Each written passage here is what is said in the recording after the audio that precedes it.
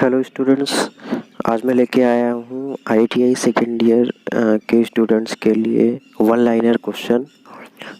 लगभग 40 से 50 क्वेश्चंस हैं जो कि आपके लास्ट एग्ज़ाम में आए हुए हैं। तो स्टार्ट करते हैं फर्स्ट क्वेश्चन से। फर्स्ट क्वेश्चन है आपका, उच्चतम दक्षता प्राप्त करने के लिए DC जनित में ब्रशों को रखना चाहिए।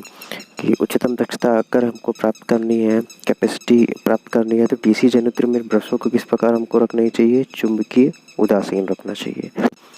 उसके बाद दूसरा क्वेश्चन है, DC मशीन का योग किस चीज़ से बनाया जाता है? तो DC मशीन का जो योग होता है उसको हम कास्ट आयरन की मदद से बनाते हैं। अगला क्वेश्चन है आपका, कम क्षमता वाली DC मशीन की योग किसकी बनाई जाती है? आप के लिए एक अच्छा इंपॉर्टेंट क्वेश्चन है कि अगर कोई भी आपके पास DC मटेरियल के बारे में आए, DC मशीन के बारे में पूछे और इसमें योग की बात पूछे, तो हमेशा हमको उत्तर किस में लगाना है? कास्ट आयरन में लगाना है। अगला क्वेश्चन है, परिणामित स्टार डेल्टा संयोजन में प्राइमरी फेस वोल्टेज कैसे होती है, कितनी होती है? तो VL3 टाइप की होती है। अगला क्वेश्चन है, जब दो ट्रांसफार्मर समांतर क्रम में काम कर रहे होते हैं तो वे किसके आधार पर लोड बांटते हैं? तो आपको पता होना चाहिए ट्रांसफार्मर की जो रेटिंग होती है वो KVA में होती है। तो जो अगर लोड भी बांटेंगे तो वो काहे में बांटेंगे? KVA में ही बांटेंगे। अगला क्वेश्चन है, यदि कोई DC शंट मोटर लोड रहित अवस्था में कार्यरत है और इसकी फील्ड वाइंडिंग ओपन सर्किट हो जाए तो वहाँ पे क्या होगा? तो अगर फील्ड वाइंडिंग उसकी ओपन सर्किट में हो जाएगी तो मोटर की घूर्णन गति क्या हो जाएगी? उच्च हो जाएगी। मतलब उसकी जो घूमने की क्षमता हो जाएगी वो उच्च हो जाएगी। अगला क्वेश्चन है, यदि आर्मेचर वाइंडिंग में पोलों की संख्या 2 है तो समांतर पथों की संख्या क्या होगी? तो अगर पोलों की संख्या 2 है तो वहाँ पे समांतर पथ भी हमारे यहाँ पे कितने हो जाएंगे? 2 ही समांतर पथ हो जाएंगे। अगला क्वेश्चन है आपका, डायनेमोमीटर के प्रकार के यंत्र में स्थिर रखा जाता है। मतलब डायनेमोमीटर प्रकार के यंत्र में क्या स्थिर रखा जाता है? तो धारा कुंडलियों को यहाँ पे क्या किया जाता है? स्थिर रखा जाता है, स्टैटिक रखा जाता है। अगला क्वेश्चन है आपका, तापीय बिजली प्लांट में प्रयुक्त होने वाले कोयले में राख की मात्रा कितनी होती है? तो जो हमारा तापीय बिजली प्लांट होता है वहाँ पे हमारा जो राख होता है, राख की मात्रा कितनी होती है? लगभग 20% होती है।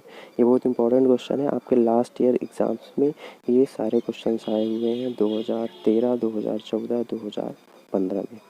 तो इसको पढ़ लीजिए क्योंकि क्वेश्चंस कभी कभी रिपीटेड भी होते हैं। अगला क्वेश्चन है आपका, रिले का मुख्य कार्य क्या होता है? तो फॉल्ट को ढूंढने के लिए हम क्या लगाते हैं? वहाँ पे रिले को लगाते हैं, ठीक है। और ऑटोमेटिक रिले भी क्या हो जाता है वहाँ पे?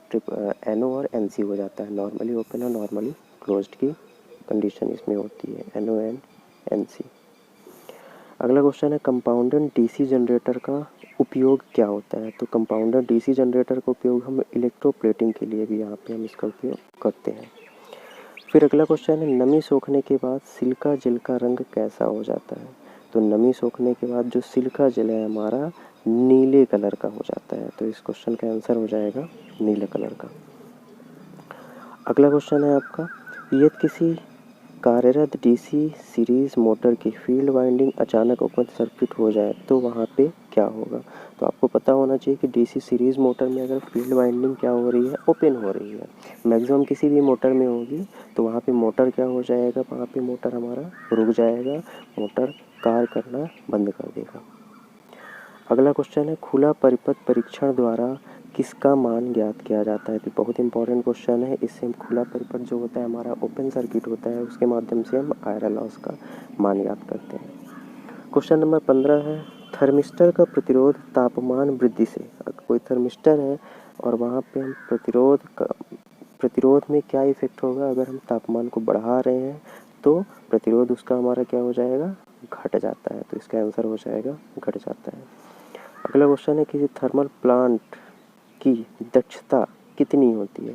तो किसी थर्मल पावर प्लांट की अगर हम दक्षता की बात करें तो यहाँ पे दक्षता कितनी होती है हमारी? 35% दक्षता होती है। क्वेश्चन नंबर 17 पे हम चलते हैं, वैद्युतिक मापक यंत्रों का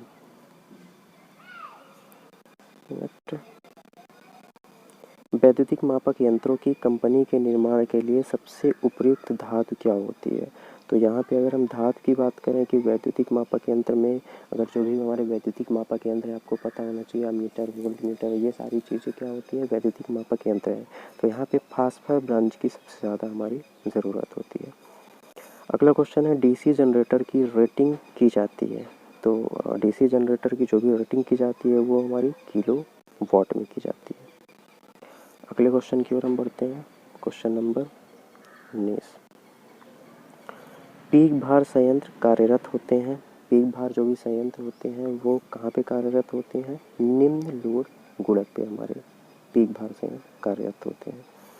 अगला क्वेश्चन है, लिफ्ट में कौन सी मोटर को तहलीज देते हैं? मतलब लिफ्ट में किस प्रकार के मोटर का उपयोग हम करेंगे? तो वहाँ पे हम डीसी सीरीज मोटर का उपयोग करते हैं। वेरी मोस्ट क्वेश्चन है ये, आपके 2016 में ये क्वेश्चन आया हुआ था एनसीबीटी एग्जाम में, तो बहुत ही इंपॉर्टेंट क्वेश्चन है।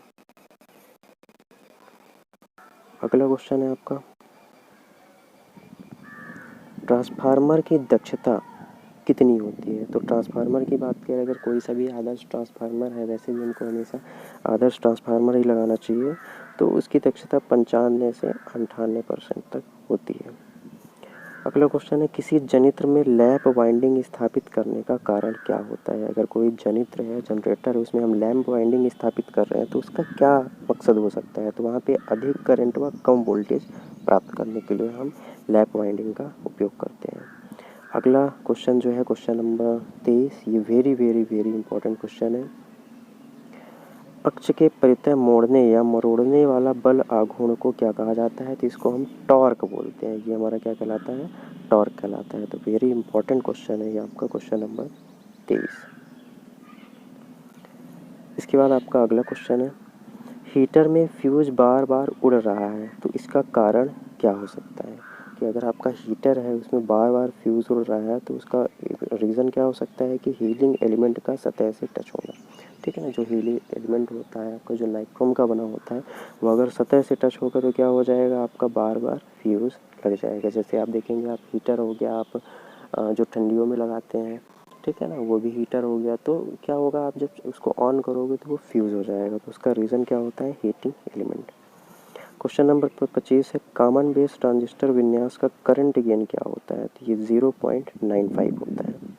क्वेश्चन नंबर 26 है, डीसी जनित्र की दक्षता कितनी होती है? तो डीसी जनित्र की दक्षता की बात करें तो ये होती है हमारी 85% से लेके 95% तक।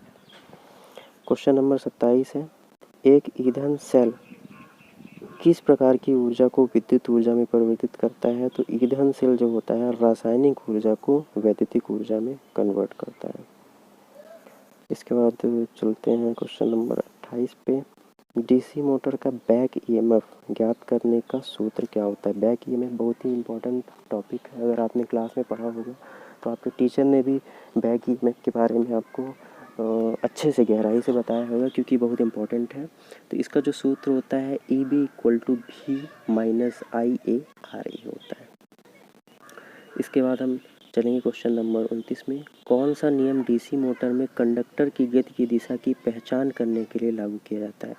वेरी इंपॉर्टेंट क्वेश्चन है ये, वेरी इंपॉर्टेंट क्वेश्चन है। ये होता है फ्लेमिंग के बाएं हाथ के नियम से हम क्या करते हैं? दिशा की पहचान करते हैं। अब क्वेश्चन नंबर हम 30 पे चलेंगे। क्वेश्चन नंबर 30 में है, HRC फ्यूज के फ्यूजिंग कारक क्या है? तो HRC फ्यूज जो होता है हाई रैप्चरिंग फ्यूज, उसकी फ्यूजिंग कारक क्या होती है? 1.1 होती है।